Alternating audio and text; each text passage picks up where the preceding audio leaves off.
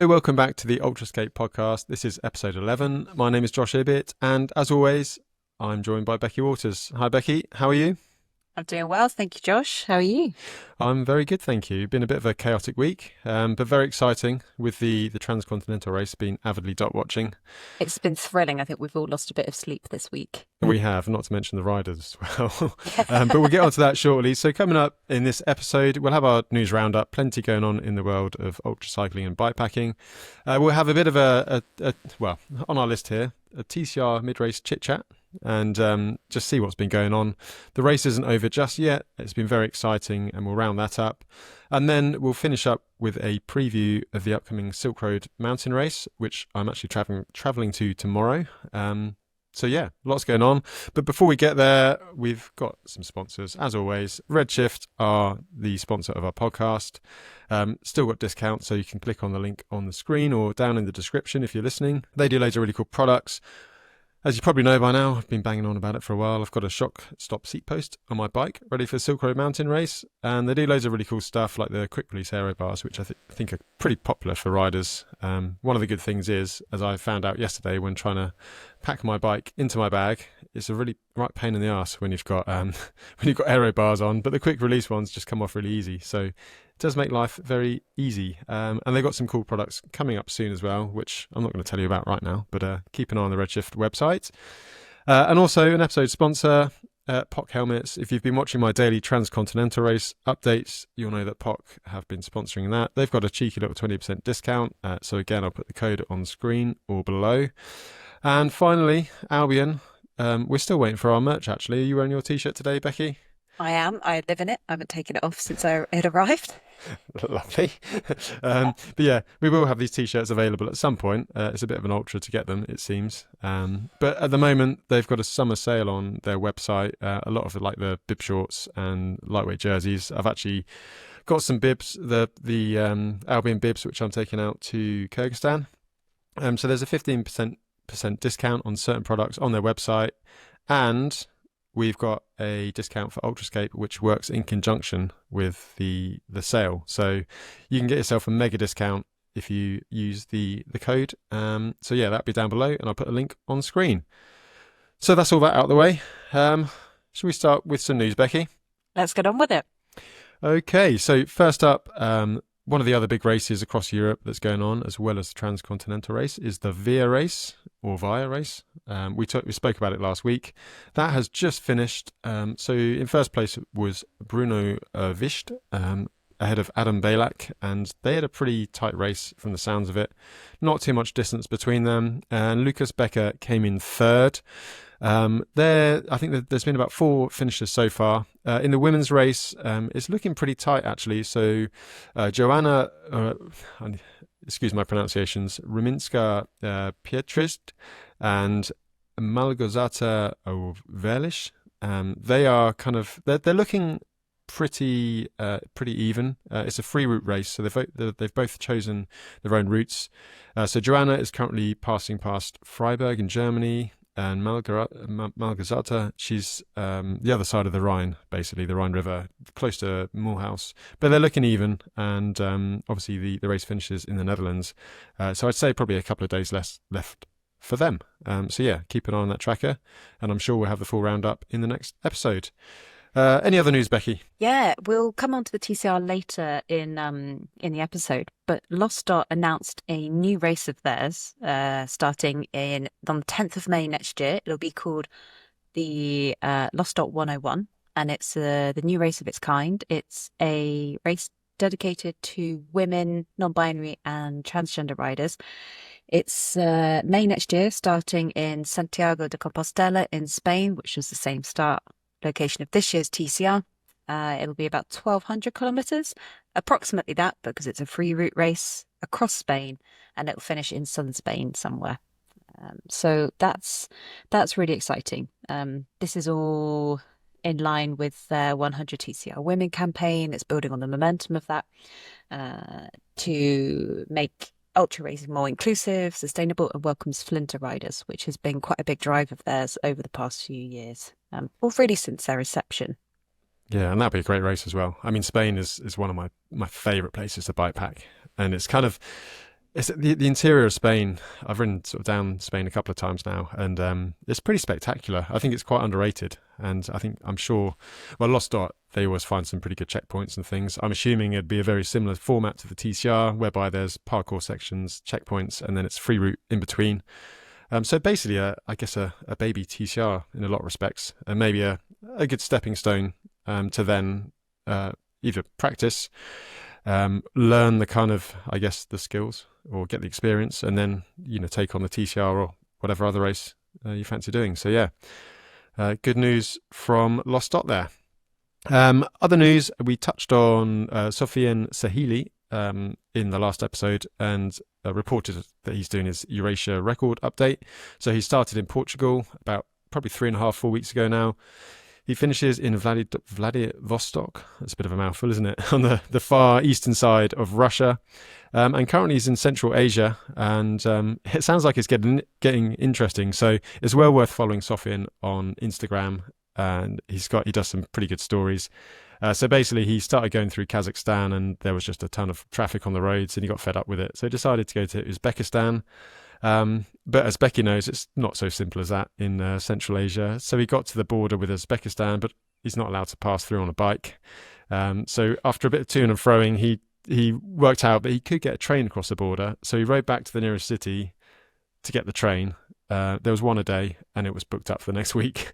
And he chanced his luck. I think in the end, he might have got a copy of the ticket, got someone to Photoshop his name onto it, and then used it and caught the train into Uzbekistan, and then had to ride back to the border in order to kind of complete his route to go for the Guinness World Record, and then carry on his journey. And now he's into Tajikistan, and he's managed to get a permit to ride the Pamir highway as well, which is cool, which is something you've done, isn't it, Becky? It is, yeah. A couple of years ago when we did Silk Road, before that I spent a month riding around Tajikistan doing the Pamir Highway, really. It was a little different back then because the border between Tajikistan and Kyrgyzstan wasn't open. So I did a lap of the Pamirs taking one of the remote valleys. But fortunately for Sofiane, the borders are open, even though he'll cross into China, not Kyrgyzstan. So the Pamir Highway is talked about a lot amongst cycle tourists. He is not taking the typical cycle tourist Pamir Highway where you ride along the Wakhan corridor along the Afghan border. He is taking the main road of the Pamirs straight from Korog to Murgob, which is a really well tarmacked road. So the initial bit of work where he's on right now, that road is undergoing a lot of work. The Chinese have put a lot of money into it through their Belt and Road Initiative, and it's looking completely different to what it did 10 years ago. But there's a lot of roadworks.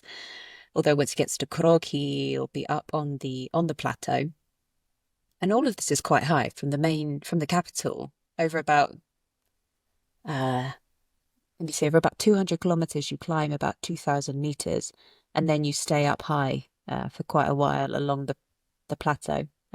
Even though it's good tarmac up there though. So it's high, but fairly smooth sailing. Is it exposed? Is kind of weather coming in a bit of an issue? Sort of similar to, well, we'll talk about Silk Road in a while, but one of the things there is when you're up high, especially on the Chinese border road, you can just get caught out. Is that the same kind of thing? Yes. Yeah. I luckily had quite good weather, but other people have had snow up there in summer. Sounds grim. And what about, I've heard a lot of people, and well, probably yourself included, getting ill and food can be problematic. Is that a major thing, do you think? Yes, I would say that could be quite defining. And it defined your Silk Road mountain race, didn't it? It defined my digestive system for a while as well.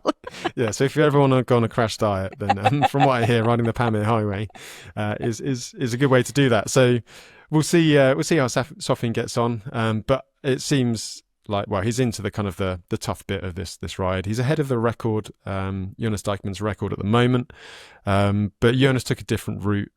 Politics and border crossings, which may or may not be open, play a big part of this. But yeah, this sounds really great. And another little bit of news, talking of very long bike rides, Angus Young He started the Eastern Divide Trail about 4 days ago. So that is down the kind of eastern side of the USA, 5,950 miles. Starts in Cape Fear, Newfoundland, and it finishes in Key West, Florida. So he's aiming for the FKT on that. So the current record was held by Logan Casper, and it was around 41 days. I've not got the exact time, but about 41 days. So I'm sure Angus will be aiming to beat that. He's already set the record on the what's it called? The length of Europe. The European Divide Trail. European Divide Trail. Yeah. So yeah, he's one for these super long sort of FKT times. So yeah, we'll see how Angus gets on. So yeah, that's the end of our news roundup. But now on to the good stuff. The TCR chat. Beccy, do you want to start us off on the TCR? Yeah, we'll dig into a little bit more of what's happened and what's going to happen in a second. But as a quick roundup, at the time of recording, Victor Bassoni is leading. Martin is behind him. They took the ferry on across the Adriatic Sea from Bari to Durrës on Sunday night. Yeah, about midnight Sunday. Midnight on Sunday. And we're recording Tuesday late morning. Yeah.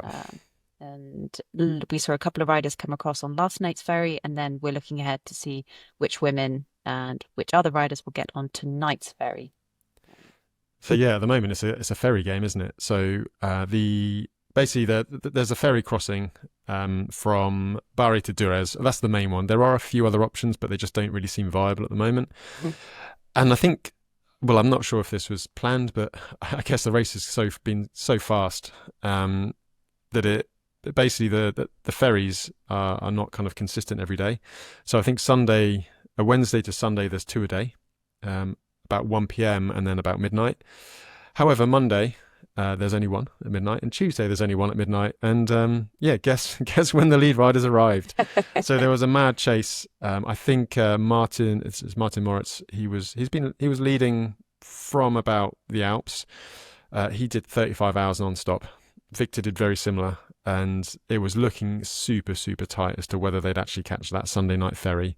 They were gunning for it. Other riders like Christoph Strasser, I know for a fact beforehand he was aiming for that Sunday ferry at the start. That was his plan, but he knocked it on the head quite early, decided to back it off, and I guess it's who dares wins a bit. Like Victor and Martin just took the punt, and I think Martin was about an hour and a half before the ferry. Victor arrived at the port, and the port in Bari is not straightforward. It's a massive port.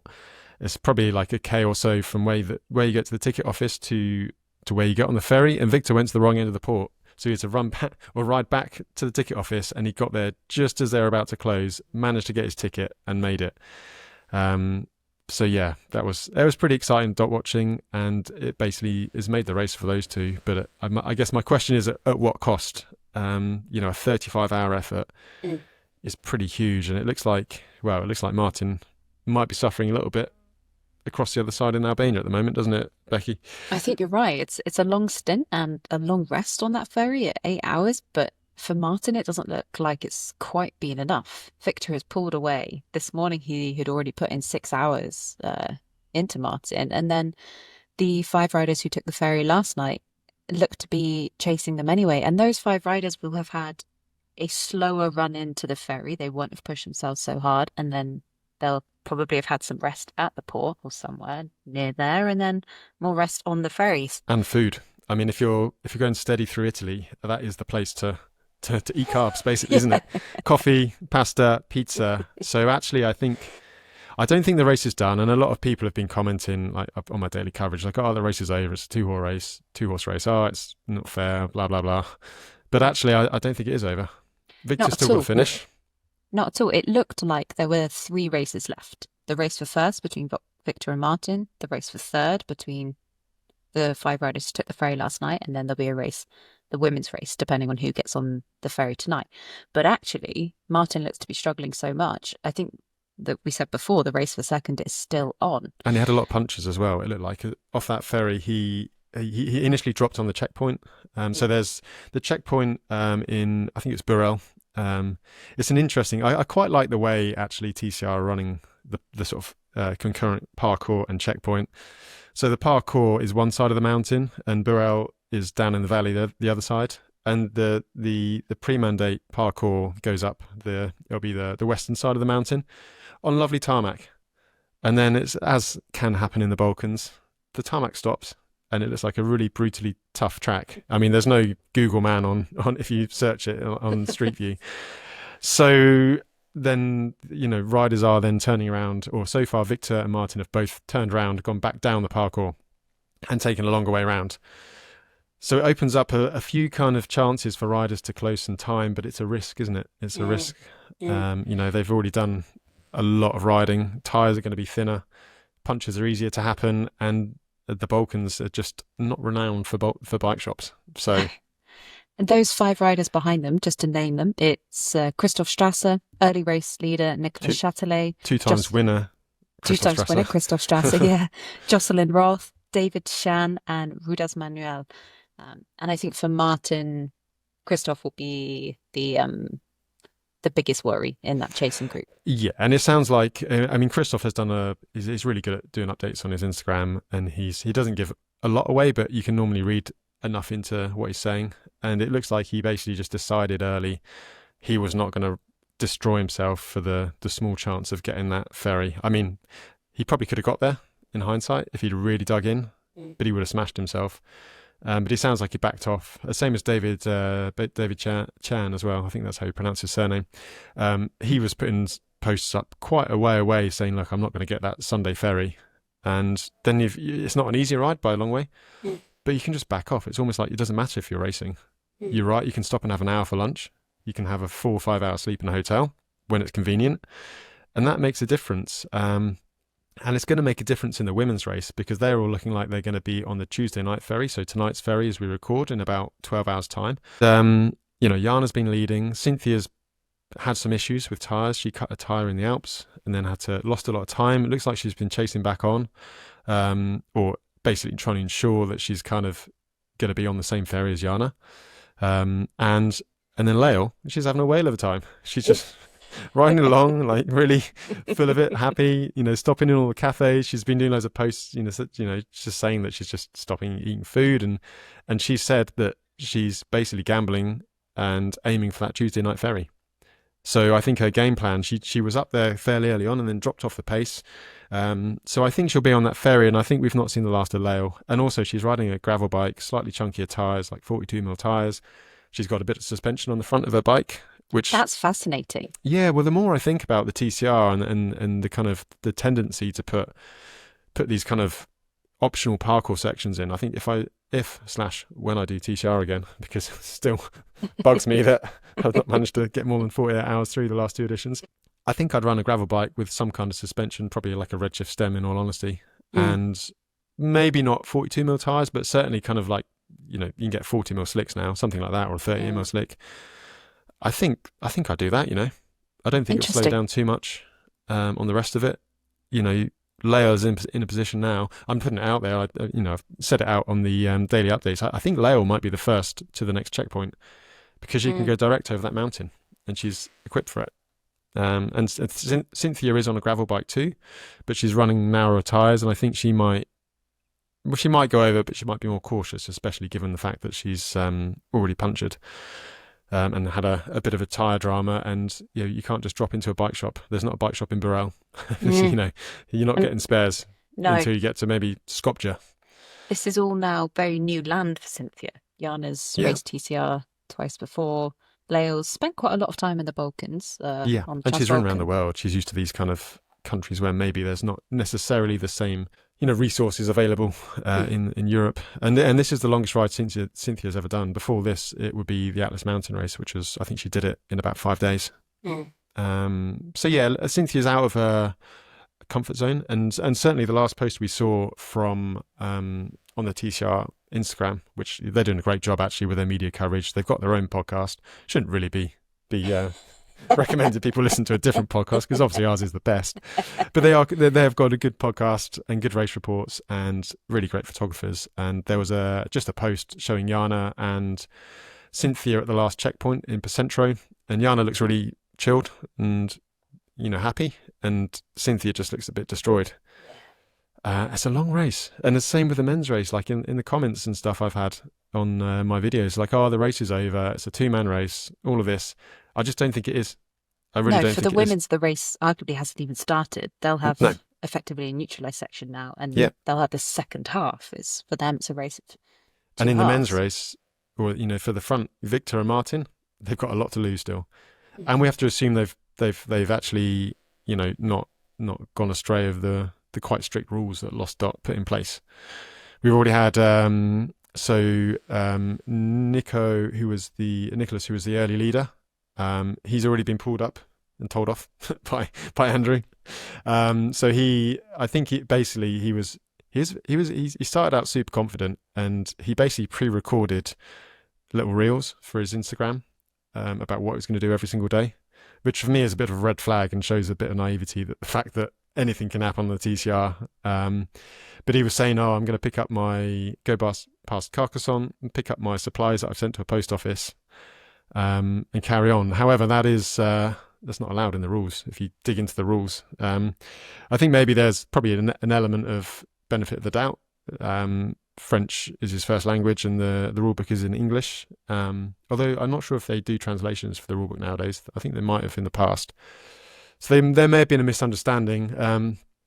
But yeah, he got very much told off by Andrew. They caught up with him in, this is Andrew, the race director, or one of the race directors. They caught him in Italy on one of the parkour, and essentially said he didn't manage to get to the post office, but he had ordered a new rear mech hanger to a collection postal box.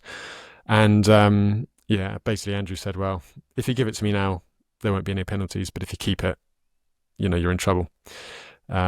So yeah, that's the kind of way it works. And there's all the banned roads as well. There's so much. It's not done and it's not dusted by a long way.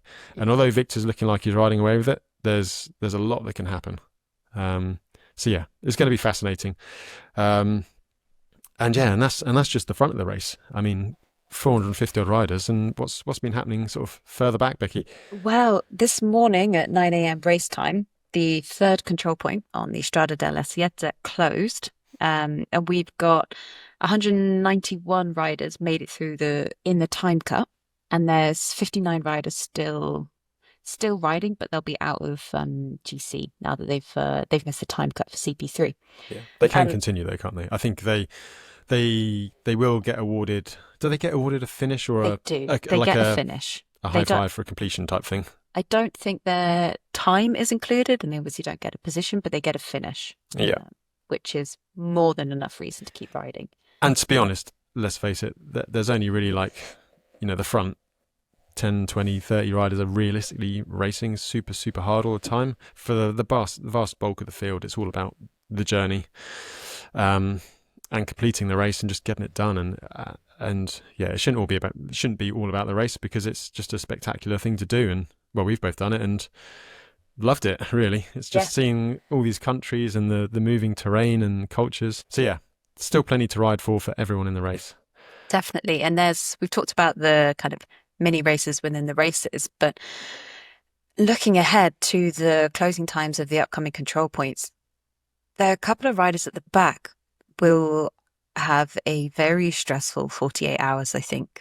So the fourth control point in Picentro closes at midnight on Saturday, which feels a long time away. It'll come around real quick, and we'll probably have a winner by then. The TCR's flown by this year. It's already 8-9 days already, and it feels like it only started yesterday, and that's just watching it. That's the fourth control point, closing at midnight on Saturday. The fifth control point closes at midnight on Monday, but between those two, you have to take the ferry, and you've got about 350 kilometres from the fourth control point to Bari, the port, and then from Durres to the fifth control point, you've got about 150 kilometres. So there's only one ferry that anyone who makes it to the fourth control point in Picentro, close to the time cutoff, can actually take. They'll have Sunday night. They'll have effectively 24 hours to do 350 kilometres, which is going to be a bit of a push, assuming they've already pushed hard to make the time cut. It was a push for the leaders as well. And don't forget, the leaders are kind of covering the biggest distances and, I guess on paper, the strongest riders. Because, I mean, the ferry game is going to be a little bit simpler as of Wednesday, tomorrow, or after this midnight ferry, because then there's the the midday or the 1 o'clock ferry as well during the day. So it's only a 12 to 13 hour gap rather than But 24. this won't help those riders who are close to that time cut Yeah, because but when they you won't get be to able to. Sunday, there's the after that, there's the same big 24-hour gaps again. So they're going to have another few time deadlines. It's only Yeah. when they land in duress that they'll arrive at 8 a.m. on Monday and they'll have, what's that, 16 hours to do 150 kilometers. Only And then can they relax. relax in the Balkans. Yeah. And they'll be exhausted because Yeah. they've been racing to the fourth control point cutoff and then they've been racing to get the ferry. And I just think this is going to be a really stressful time for those at the back of the pack. And we potentially might see a few people scratch at that fourth control point because the idea of pushing hard to potentially be out of the time cut and get further away from where it's easy to extract yourself from. I think we'll see a few fighters coming up. Yeah, definitely. And what's your take on the ferries in the race? Because I've had a lot of there's a lot of opinion, isn't there, the comments sections normally about whether the race whether ferry should be in there, and it's a race against a ferry, and it's just ruining the race. Yeah. What do you think? I do think I love a ferry, but I think this one was a bit risky because it could have been so defining. I think we were lucky that 2 riders got on that first ferry. If only Victor or Martin had got on that first ferry, then it would deflate the race a little bit. Yeah, I'd agree. I think ferries, so for example, the Danube crossing in, is it 2022? There were a couple of different options. The ferry crossings themselves are shorter and they happen a lot more regularly. That, I think, adds a lot more decision making to it, and riders have to be on their toes a bit more, and it's a bit more exciting for us. This, I think it's gone well this year. That it was exciting for us, not for riding. I think that's the thing. I think you have to distinguish between dot watchers and actual people riding. Yeah, but then it broke Uber's race, didn't it? Because he went to a crossing that had been temporarily closed, which then is also really exciting and adds an element of being kind of switched on and on it for the riders in order to avoid that. And on that note, and saying it's not over till it's over, it depends on Victor's routing choices or the leader's routing choices or anyone's routing choices. There's 2 ways to head east. You go into Romania or stick in Bulgaria. There's a hell of a lot of banned roads in Bulgaria, and if you look at the road resource map, which TCR supply, it's not simple if you stay in Bulgaria. And the logical thing is just to go north of the border in Romania and take a nice sort of fairly straightish road following the Danube, and then cross back into Bulgaria to pick up the final parkour, which then goes back into Romania and the finish. However, there's a bridge to cross the Danube, but it doesn't look like it's easy to cycle across it. So it looks like maybe there's a footpath on the side you could go across, but then you have to touch a banned road or like a motorway the other end. So the question mark is, can you get across? The other alternative, there is another Danube ferry. Which, from what I've heard, things just happen when they happen in that part of the world, don't they? From what I heard, it's kind of like it goes when it's full. Yeah. Not on the timetable. Which must be so infuriating because at the Danube you can see the other side. I suspect at the Adriatic you can't quite see Albania. And also, you kind of know with the Adriatic ferries that they're pretty much on schedule. Yeah. So you've got a schedule to work to. But yeah, there's still some unknown elements. And that's why I just say it's not over till it's over. And everyone that's saying, Victor's won it, it's a 1 or a 2-horse race, I just don't think it is. I just don't think it is, because they've been going a long time, they've pushed really hard, and the Balkans, they don't mess around. This is where the real race starts. This is the fun bit. They've had it easy so far. That takes us quite nicely onto just picking up a few of the scratches. We haven't mentioned anyone whose dot has already greyed out. The early doors, we lost Abdullah due to illness, and another race favourite, Marin de Saint-Exupéry, was a real race favourite of ours, but he also pulled out. Was it due to stomach issues? I think Abdullah, I've not heard for sure. So he finished, he was 4th last year, wasn't he? And really sort of animated the race early on. It sounds like he started the event a little bit ill. And obviously it was too much. Funnily enough, when you start an event ill and then ride your bike all day every day and don't eat enough and don't sleep properly, it just doesn't clear. I mean, I've done the same myself on a Tour Divide, and you just get worse. So yeah, sounds like he pulled the pin early. It's a real shame for Abdullah. He's from Australia. It's a long way to come. A long way to go, and he puts everything into these events. So I'm sure we'll see him back. I hope we see him back. Marin sounds like he's just head wasn't in it, which it happens. I've been in that position myself. You've got to want to put yourself through the ringer and go that far. And I think you soon know early days, if you're not in it, it can be very tough mentally to keep. You start questioning yourself, and we've seen that with a few other riders as well. I mean, even near the front. So David Chan, who was he's on that ferry now, or he's just crossed the ferry. He's got on the second ferry, so he's in the top 10. But he seemed very deflated on his social media posts a few days ago when he realised he wasn't going to get the ferry, and it's demotivating. Same with Justinas Levejka. I mean, he's won pretty much every race going. Made some pretty interesting route decisions in the Alps, went a bit further north, was up there with Christoph Strasser, lost himself 3 or 4 hours, and I think his head's just gone down, and he's just given up. And not given up, but you've got to really want to push yourself hard, to really just minimise the sleep and stops. So yeah, it sounds like he's kind of, his head's gone a bit. So he'll be on this Tuesday night ferry. There'll be a lot of them on it tonight. There will be. And then that's the other question. Ferry. Are there going to be enough tickets? So, yeah, because a couple of the midday ones, I was just looking at direct ferries and they had sold out. Yeah, I mean, I think they probably sell out online. You might be able to get on the ticket office. It's the same as cabins. When I went last year on the way to the Accursed race, the cabins were sold out. But then, funnily enough, if you've got a bit of cash and you turn up and go to the ticket desk on the ferry, or the accommodation desk on the ferry, you can normally, get something. Yeah. But yeah, there is that little question mark, especially on these ferries where it's every 24 hours. So yeah, the race is not over till it's over, is it? No, it is not. And we'll know who's won later this week. They've still got, from the ferry, where they get off at Duress, they've got about 1,200 kilometres to go. So yeah, it's going to be about 3 or so days, isn't it? Maybe 4. So yeah, probably Friday, hopefully. It better be Friday because I'm doing my daily updates, and I'm traveling to Kyrgyzstan tomorrow, and I kind of anticipated that they might have finished before I'd done.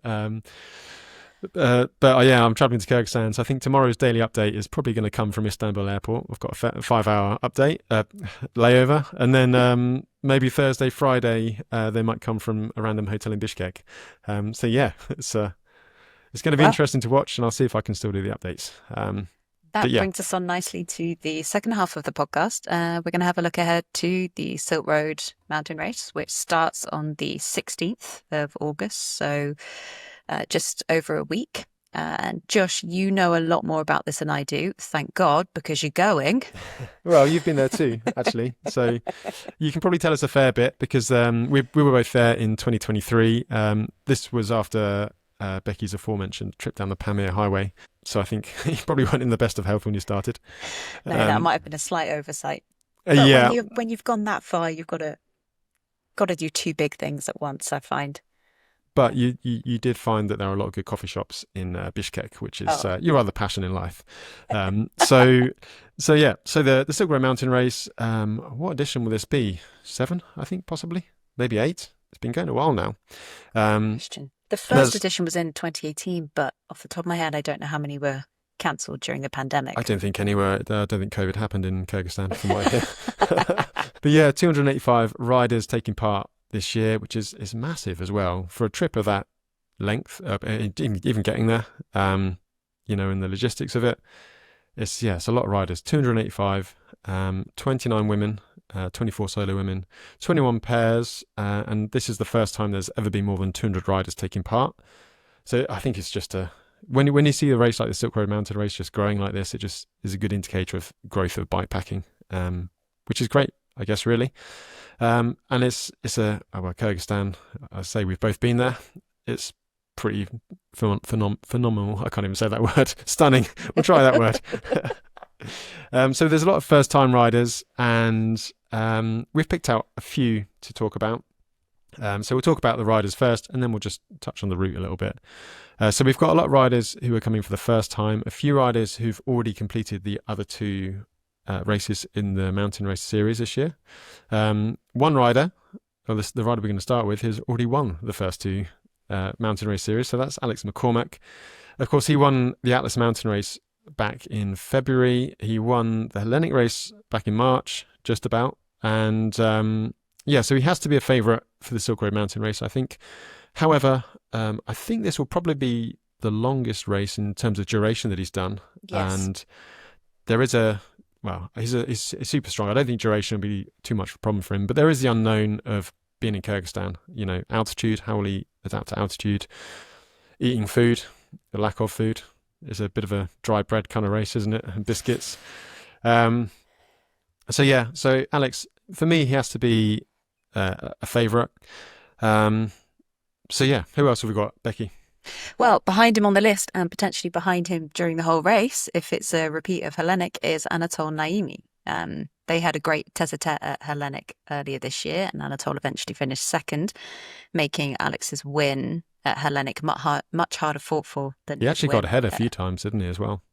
Yeah. It's a good race to watch. So he'll be there. He has done slightly longer races. He has done races like the Transcontinental, so it's potentially a bit, and Transamerica, so it's a bit better equipped for a longer race. And he did well in TCR. That was the one where he came in third and really charged through he finished, it was third across the line, had that controversy, as we kind of alluded to earlier in the race, where he got disqualified. He was riding too close to someone for too long, essentially, on a section, which is much debated. Finished at a TC. He wasn't quite disqualified. But it was a phenomenal finish to that race. He's obviously got the strength at the end. He's currently been touring around Kyrgyzstan as we speak. I think quite a lot of people are going out early. I mean, myself included, but Alex is out there now as well. So people are taking these races very seriously now and spending time to acclimatise and get used to food or not. It's good also, outside of a performance perspective, to just spend a bit more time moving slowly through a country like Kyrgyzstan. Yeah. I do worry that there's too much focus on just winning these things now. We even touched on like Sofian and his record, and he was a racer, and he said in a recent article on bikepacking.com that he's realised now that the races are, as he put it, real athletes are taking part. I mean, guys like Alex, Robin Gemperle, who we'll come on to in a bit, they could be world-class athletes. They could be what we would consider traditional pro riders in terms of power numbers and watts per kilo and all that, all that nonsense. And I do worry that they just see it as like not a road race, but you know what I mean? The win's everything, but actually it's so much more than that. Especially in somewhere like Kyrgyzstan, you've got to really appreciate it. Like Becky says, it's good that at least they're taking time, and it might be scouting, but at least they're spending some time in the country and absorbing the culture, and enjoying those mountains, because they really are very spectacular. The next rider on the list is Robin Gemperle, who you've already mentioned. It is his first time racing Silk Road, but it's certainly not his first time at a big bike race. He's quite good at bike races, isn't he? Let's face it. So obviously Robin was the winner of this year's Tour Divide by some margin. Took a massive chunk of time off the previous record. We had the discussion about it not necessarily standing as the official record, but I think he set the benchmark for Tour Divide. I did have some question marks about whether he could.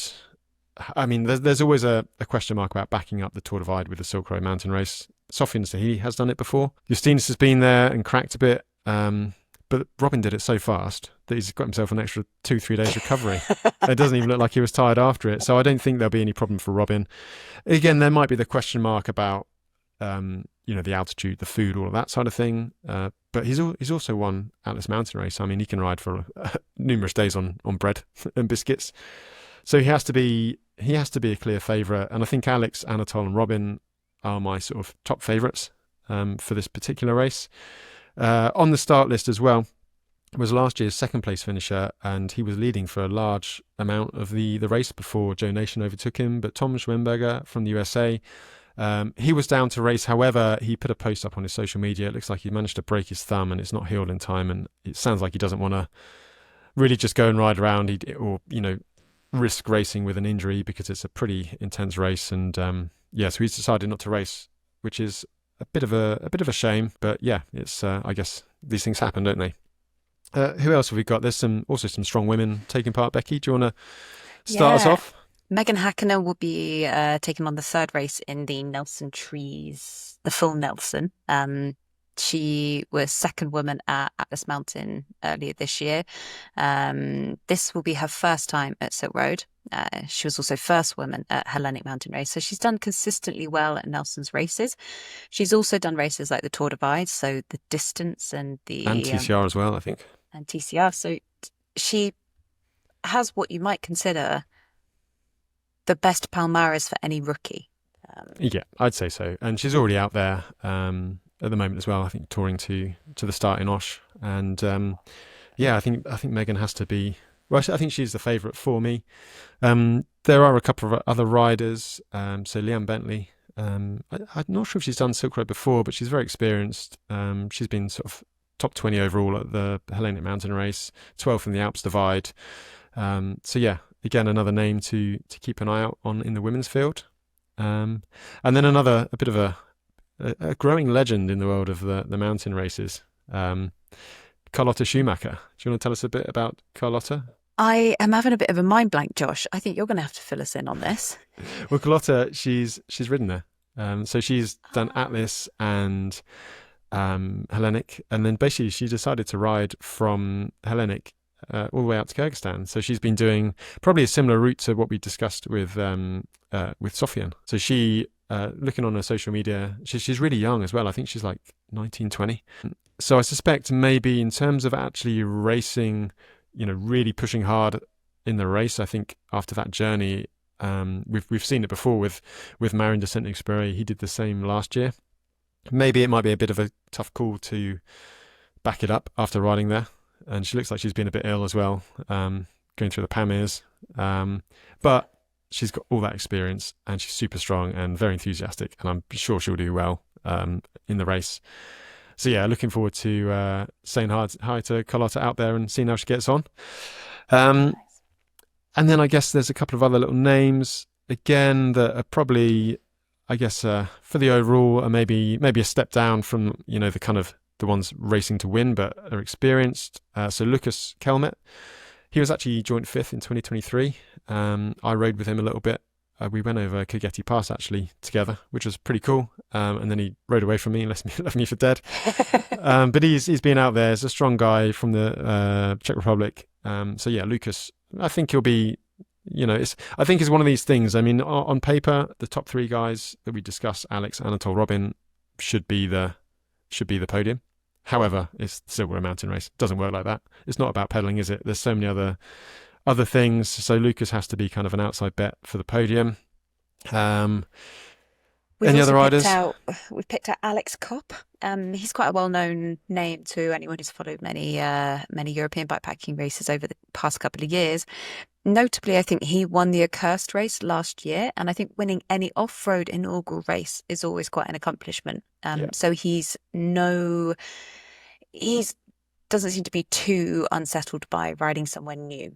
Yeah, and also, I mean, certainly when you apply to do the mountain the Silk Road mountain race, Nelson, one of the criteria is like mountain experience. You don't necessarily have to be like a pure cyclist, but having mountain experience is key. And Alex lives in Innsbruck and does a lot of like ski touring in the winter. Is always up in the mountains.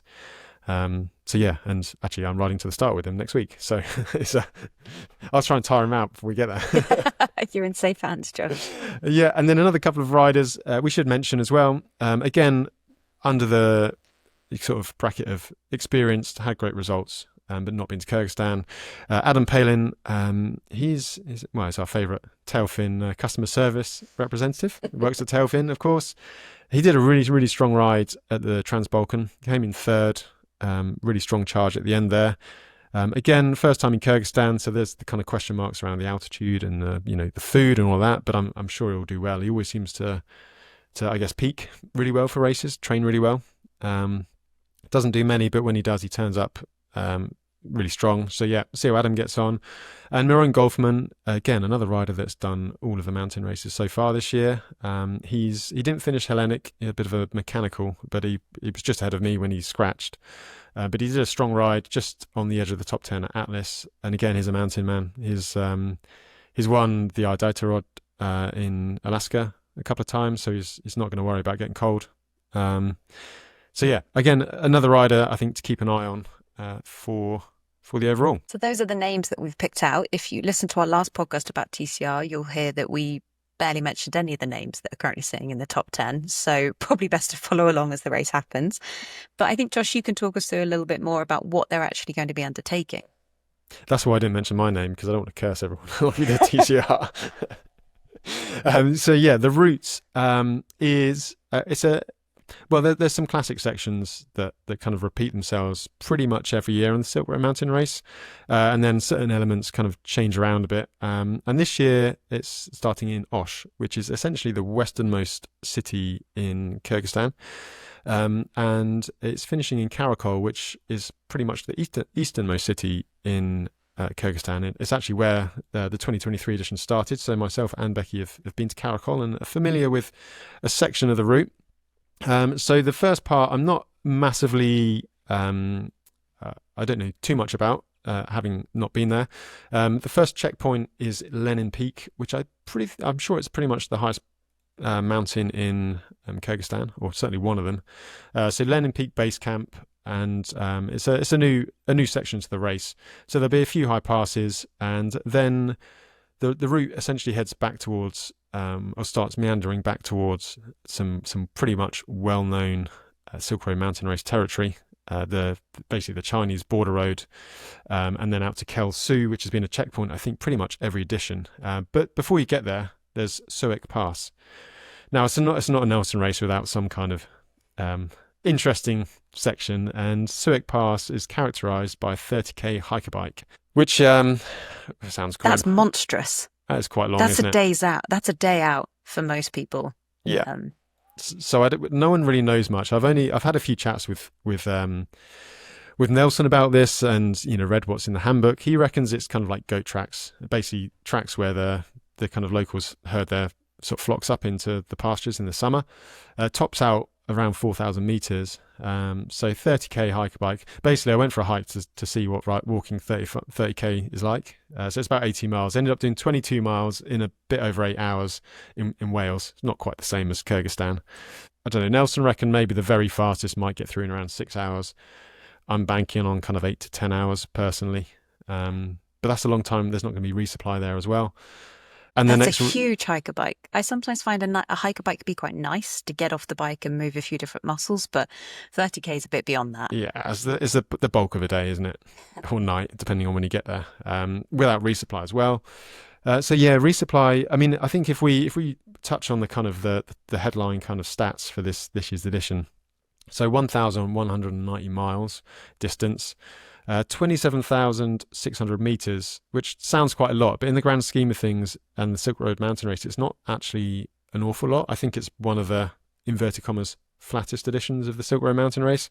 Just to put that in perspective, the Hellenic Mountain Race was 28,000 meters climbing in a little under 600 miles, and Atlas Mountain Race is about the same distance in a bit more distance. So yeah, for the added kind of distance on the route, it's not that much climbing. However, but it's high. It's high. Yeah, exactly. Very, very little of the race is under 1,500 meters. And it looks like after the first 100 odd K, you spend most of the time over 2,500 meters. With long stretches of time over 3,000, 3,500, which is unrivaled in any bikepacking race, I'd say. So I think from basically the hiker bike we talked about, Suik Pass, you go up to the Chinese border road. That's pretty much 3,000 meters. There's a small kind of resupply. It's like a little blue cart that does soups and stuff. So no real shops. You might be able to buy some Coke or something like that, or like some drinks. And then you're out. Coca-Cola, right? Coca-Cola, yeah. Well, you could probably buy other stuff. I don't know. I'm sure they used to smuggle bits and pieces through there, the old opium routes back in the day. And then the checkpoint at Kel Su, so there might be some resupply there, and then down to Narin. But that whole section is going to be pretty much 3,000 meters. There'll be the classic the old Soviet road, which isn't a road. The clue's not in the name there. It's just a brutal hiker bike. It's only an hour or so, but it's just savage. Spectacular views. But yeah, like Beccy was saying, when we were talking about Sofian and the Pamir Highway, you're up there and exposed. And in 2023, I had relatively good weather. But at that elevation, when the sun goes down, it's cold. It's below freezing. It gets cold very quickly. And I think when I slept on the Chinese border road in 2023, I woke up and it was -6. It was beautiful, really beautiful. But yeah, if the weather comes in, it would suck. It really would suck. So I think exposure and altitude is going to be the most sort of deciding factor in this race. And resupply or lack thereof. I couldn't believe what you've put in the notes. Yeah, so there's a section after Narin. Did you get to Narin and ride the Birken Valley? No, so I know that Narin is like Scratch City. I didn't even make it to Scratch City, Josh. Did you go up Jerku? No, I scratched just at the bottom. Yeah. Probably did yourself a favour, to be fair. But so Narin is pretty much bang on halfway, and it's, for all intents and purposes, the only real, we'll call it city. Citying, from Kyrgyzstan standards, in the middle of the country, and the route pretty much passes through every year. There's good shops there. There's a hotel there. Rumour has it you can even get pizza there. I didn't manage it last time. So that's kind of the halfway point, and basically there's good links back to Bishkek or wherever you need to go. So that is kind of, after that long section up high, I think if you've decided you don't want to be there anymore, that's the place that cracks you and people go home.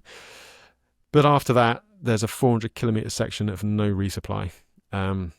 So basically, the riders will be riding up the Birken Valley, which is absolute classic Silk Road mountain race. I think it's pretty much been in there every year. It's just beautiful. Up the Arabelle Pass and onto the Arabelle Plateau, excuse me. And normally where you pretty much drop down Tosor or Jerku Pass, this year Nelson's put in a big loop on the plateau. So we're talking 3,500, 4,000 metres, no resupply, plenty of water, but just no food. I went up there in 2023 and my world nearly ended with the altitude. I was tired, I was confused, I started getting lost, going around in circles in the dark. And it wasn't until I managed to drop down Arabelle Pass and get a bit lower. But it was cold, really cold. There's loads on the section at the top of the Birken Valley, as you sort of going up Arabelle Pass, there's loads of river crossings. I went through there about probably 11 o'clock, midnight, and the gears were freezing up because everything get wet. Woke up in the morning, left my shoes outside the bivvy and my waterproof socks. Had to sit on them for 5 minutes so I could actually get my feet in the blooming things. Like my socks were frozen into a foot shape. So that's the kind of thing you're dealing with. You don't really want to be stuck up there or sleeping up there if you can help it. And if the weather comes in, I mean, I think it could be very hard with no resupply. So yeah, I think that's going to be the key section. And after that, most stuff is going to feel relatively easy. There's then a descent back down to the final checkpoint. So you'll be dropping from 4,000 meters to around 1,600 meters, which will feel amazing. But then you've got to turn around, basically right up where you came from. Looking at this route is torturous. Isn't it? You drop down for a CP, a resupply, and then turn around, climb back up. Up Tosor Pass, which is, I've not ridden it myself, but it's meant to be one of the nicer passes for cycling up. So I think it's fairly easy going in the grand scale of peaks of Kyrgyzstan or passes of Kyrgyzstan. And then we loop back across the Arabelle Plateau. Brutally, this control point 3 that you descend down to is only about a half-hour drive from Karakol. But Nelson's then sending you up on another 500 kilometres. Yeah. Well, so the final part, so basically you climb back up Tosor to where you came from, where you've been probably less than 12 hours before, and then you go down Jerku Pass. So you're basically climbing up for the hell of it and then dropping back down and coming out about 20k down the road from the checkpoint, if that. Down Jerku Pass, which is the one I talked about, we did in 2023. It's going to be a bit of a hike down the top. It was quite broken up in 2023, and then when you drop down, it's a spectacular valley, really spectacular. But the top, probably 4 or 5k, you're going to be on and off the bike, quite rocky. Again, elevation, it'll be easy going down. As I said, my world pretty much ended when I got up there in 2023. that was early on in the race, and I think the altitude caught up pretty quick. And then you were almost at the finish. However, It's not quite that simple with Nelson, is it, Becky? Sorry, Josh, say that again. It's never simple with Nelson. No, is there sand at the end of this one by any chance? There's a big loop. The start loop we did in 2023. So basically you ride past Caracol, where the finish is, about 10k from Caracol. And then there's a big final loop heading around Caracol, basically up to the mountains. This is a section we both rode before dropping down back into Caracol. So there's going to be so much temptation to scratch in that final section. But yeah, this is torturous. This is really unpleasant. It's best not to think about it if you're riding, to be honest. Yeah, especially if you're running behind or you've got any accommodation or transport to catch. There's so many options to stick your thumb out. It's going to be a mental game, isn't it? It's going to be very easy to scratch in the second half of this race. Certainly from now on onwards, there's a lot of a lot of chances to just shortcut and scratch. Like even if you went up the Birken Valley and didn't fancy doing the loop around the plateau, you could be down in like 2 hours back to civilization. And then it can all be over. Yeah, exactly. So it's going to be interesting. It's going to be a good race. I'm looking forward to it. I'm just looking forward to being up in the mountains. But yeah, I think it'll be exciting to dot watch. And we've been saying in the TCR it's never over till it's over. And in the Silk Road Mountain Race, that's probably even more relevant. There's just so much that can happen. So yeah, looking forward to that. It should be very exciting. Follow both along and cheer Josh the whole way. Yeah, but not too much. I get cursed. That's great. Thank you so much for that, Josh. I feel like I'm ready to watch Silk Road now. You've run us through that and shared all of your preparation. I know, it was a bit of a monologue, wasn't it? It's because I did a video about a preview, so I've just regurgitated that. So keep an eye out on the YouTube channel for that. And will you be putting much stuff on your social media in the race? Probably not. I don't really like using my phone in the race, but we'll be back in the next podcast, so I can talk loads of nonsense about it after. And we'll try and get guests. I'll try and get someone doing the race to come on the podcast. I think we need another guest because that always goes down really well. So yeah, I guess that's pretty much it for this episode, isn't it? That is. We're thinking about what we'll cover in the next episode. We'll obviously do a roundup of your win at Silk Road. That'd be nice, wouldn't it? And then we'll look ahead to a couple of the other races at the end of August and early September. But you should be focusing on that now, Josh. You should be focusing on your race. Exactly. So with that in mind, I shall fly to Kyrgyzstan. So thanks for joining us, Becky. Thanks everyone for listening, and we'll be back in probably about a month or so. Lovely. Good luck, Josh. Cheers. Thanks, everyone. Bye.